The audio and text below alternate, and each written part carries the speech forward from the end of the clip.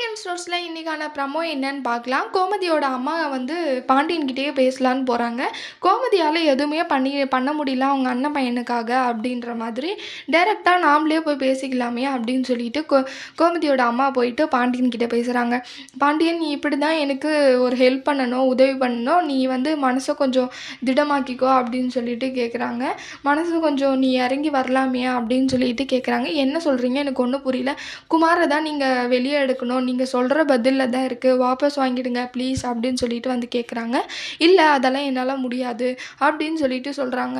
அப்பதான் திரும்பியும் கெஞ்சி கெஞ்சி கேட்குறாங்க. நீ எனக்கு ஒரு நல்ல மருமகனா இருப்ப. உனக்கு இந்த மாதிரி ஒரு பையனா இருந்து இந்த மாதிரி நடந்திருந்தா உனக்கு தெரிஞ்சிருக்கும்ல அந்த வருத்தம். அவன் திருந்திட்டான், அவன் நல்லவன் அப்படின்னு சொல்லிட்டு அப்பதான் வந்து அவனுக்காக பேசுறாங்க, குமாருக்காக.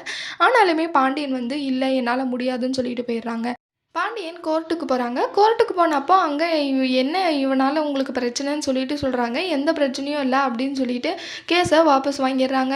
அங்கே எல்லாருக்குமே ரொம்ப சந்தோஷமாயிடுது. அப்பத்தான் கேட்ட ஒரு வார்த்தைக்காக பாண்டியன் இவ்வளோ என் மனசை இறங்கி வருவாங்கன்னு யாருமே எதிர்பார்க்கல. அடுத்து என்ன நடக்க போகுதுன்னு வரப்போகிற வீடியோவில் பார்க்கலாம். இந்த வீடியோ பிடிச்சிருந்தா லைக் பண்ணுங்கள். பாய்.